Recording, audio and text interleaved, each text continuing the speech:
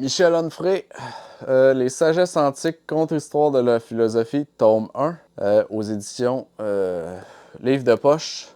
C'est un livre qui fait 311 pages. Michel Onfray, Michel Onfray, Michel Onfray. Au début, je vais vous dire, au début, j'aimais quand même bien Michel Onfray. C'est pas du tout le premier livre que j'ai lu de lui. Je dois être à 4 ou quelque chose comme ça. Ça doit être peut-être le cinquième, je sais pas. Faudrait que je revérifie, mais ça n'a pas tellement d'importance. Juste pour vous dire que j'en ai lu plusieurs de lui. Il y a des aspects que j'aime bien de Michel Onfray, puis il y en a d'autres que j'aime pas. Puis, ben, plus je le lis, puis moins je l'aime. En fait. C'est aussi simple que ça. Donc, le plus gros défaut de Michel Onfray, là, c'est qu'il se répète en malade. Tu peux lire 4 de ses livres sur des thématiques différentes, puis il dit tout le temps la même affaire. La première chose que tu vas retrouver toujours, il déteste Platon. À mort. Il déteste Platon à mort. Puis je comprends aussi pourquoi il déteste, mais là, reviens-en, fais un livre sur Platon, on n'en parle plus après, ok? Euh, Ensuite de ça, il déteste le christianisme, qui est lié évidemment à Platon, puisque beaucoup que le courant christianisme s'est vraiment inspiré de Platon, de la pensée, de l'idéalisme, etc. Puis il déteste aussi le christianisme. Ça, c'est dans une entrevue, il me semble. Il n'en parle pas dans le livre, évidemment. Mais il déteste le christianisme parce qu'il a vécu une mauvaise expérience. Il me semble qu'il a été dans, je sais pas comment il appelle ça, là, mais c'est des écoles où c'était plutôt catholique, je pense. Puis il y a un de ses amis, il me semble, qui s'est fait abuser par un prêtre. Là, je vois de mémoire, là. Puis lui, ça l'a profondément choqué, évidemment, je veux dire. Il ne le serait pas. Mais il, est, il me semble qu'il en a parlé à sa mère, puis sa mère, elle voulait pas croire ça, tu sais. Puis je comprends là, pourquoi il déteste ça, puis tout, là, mais le problème, c'est qu'il en parle tout le temps, c'est ça qui gosse. Ça vient, puis c'est répétitif. Tu sais, il va te parler d'Aristippe comme philosophe, mais en même temps, il va retourner au fait qu'il déteste Platon. Puis, c'est toujours comme ça, c'est pénible, là, ça vient pénible. Fait que en fait, j'ai pris très peu de notes, puis j'ai donné une mauvaise note parce que je note toujours mes livres. Ben, il y a 5 sur 10. 5 sur...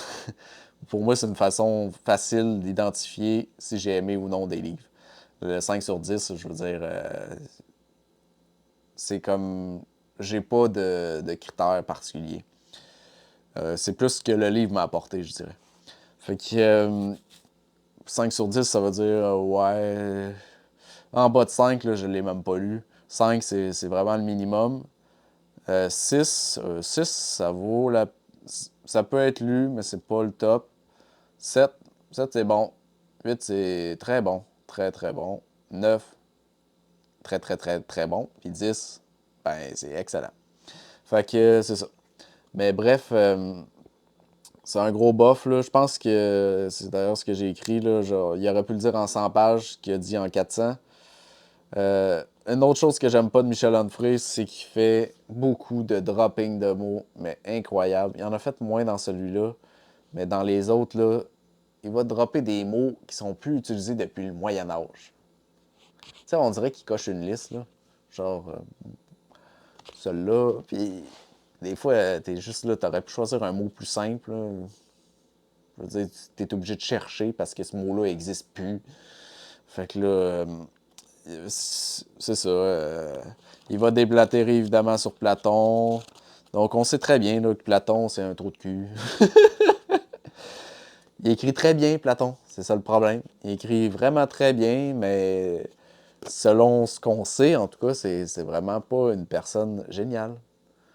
Tu sais, il voulait brûler les livres les parchemins, parce que c'était même pas des livres, de Démocrite. Je veux dire, c'est pas comme si je prenais le livre de Michel Onfray puis je le brûlais. Là, on parle de parchemins copiés par des copistes à une époque où, je veux dire, d'un, ceux qui savaient lire et écrire, c'est une minorité, mais vraiment une minorité. Et ceux qui en possédaient de ces parchemins-là, puis Hey, je veux dire, c'est vraiment comme une concentration, d'une certaine façon, de propagande qui est. Puis ça a eu un gros impact parce que, ben, on a peu de textes de tout le courant matérialiste, épicurisme, etc. Démocrite en réécrit plus de 36 livres, quelque chose comme ça. Puis on a juste des fragments. Fait que, bref, ça, c'est quelque chose que de temps en temps, j'aime bien réfléchir. Mais en fait, tu peux pas le réfléchir, là, mais quelle aurait été notre société si elle n'avait pas, occidentale, autant été marquée par Platon, Aristote, et si elle avait davantage été marquée par Démocrite, Épicure, name it. Tu sais, les philosophes un peu oubliés d'un autre courant philosophique, d'un autre courant idéologique. Euh, Notre société aurait vraiment été différente, puis ça aurait été intéressant. Mais bref, j'ai pas trouvé ça super. À la fin, je me forçais pour le lire, pour le terminer. Je vais vous dire bonne lecture pareil, mais je l'ai pas payé cher, je suis bien content. Bonne lecture.